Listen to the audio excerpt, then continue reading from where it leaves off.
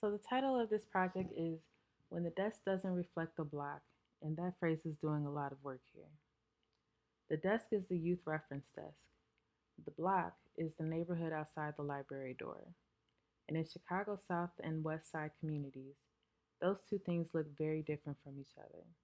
And this paper argues that gap has real consequences for the people those libraries are supposed to serve.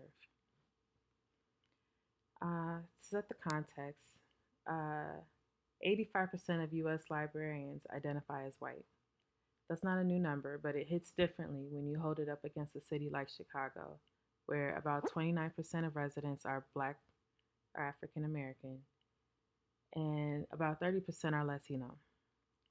The neighborhoods I'm focusing on, Austin, Garfield Park, Inglewood, and Bronzeville, are majority black communities. So you have a branch sitting in the middle of these communities where the staff at the youth desk often doesn't reflect the kids walking through the door. That's the basic demographic reality this paper is working from. I am using three frameworks to make sense of this, starting with representative bureaucracy. The idea developed by Meyer and colleagues and extended by Watkins Hayes that just having someone from your community working in a public institution isn't enough. What matters is whether that representation is active, whether it's actually whether it actually changes how services are delivered and how patrons trust the institution enough to use them. The second lens is cultural humility, which Teverlon and Murray Garcia distinguish from cultural competency. It's not a training you complete, it's an ongoing practice of self reflection. And the third is implicit bias. Cook's work is very useful here, which shapes discretionary decisions in ways staff may not even be aware of. I saw this firsthand in branch settings. Avoidance behaviors, differential engagement with patrons. These frameworks give language to something practitioners often observe but don't always have the vocabulary to name.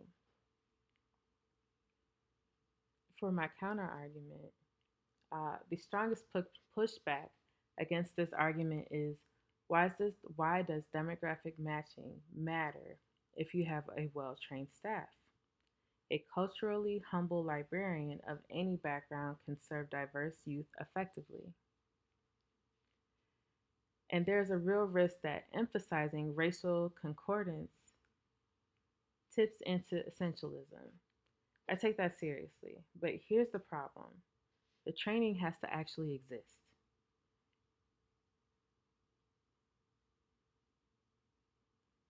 Mester found in 2010 that most librarians serving diverse communities had received no cultural competency training at all, as a student or through professional development. In 8 years of working at Chicago Public Library, I have never been assigned a single cultural competency training through the system's mandatory e learning platform. So the argument that training substitutes for representation falls apart when the training isn't there. These two things, representation and training, are compounding strategies, not competing ones. So in CPL's case, CPL has a 2023 Racial Equity Action Plan. It articulates strong goals. It includes real investment through the Invest Southwest. And I want to be clear, I'm not dismissing this work. But a plan without branch level staffing targets and without mandated training is a statement and not a practice. The data that would let us test these claims, branch level staff demographics, program attendance, card registration by neighborhood, is not publicly available. That's not a minor gap, that's an accountability problem. So, part of what this paper is doing is naming that gap as a priority for future research, not just a footnote. As a counterexample, In Chatham, there's a branch, Whitney Young, that I'm using as this counter model. What was different there wasn't just who was on the staff, but it was the entire staff across roles and backgrounds that genuinely had an interest and invested into the community. Patron trust and engagement was noticeably stronger. That tells me that this isn't purely a demographics argument. Organizational culture and collective staff commitment matter also. So, what does this mean for the LIS practice? Four things. First, equity statements need equity staffing, measurable branch level targets, not system wide aspirations. Second, cultural humility training is not optional, it needs to be mandated, resourced, and assessed. Third, patron trust is a service outcome.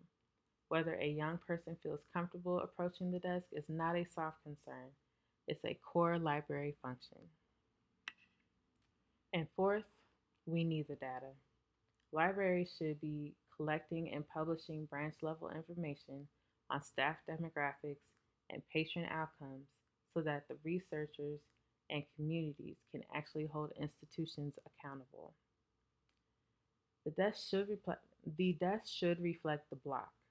That's not just an equity aspiration and a system that has committed to racial equity in writing. It is an operational obligation.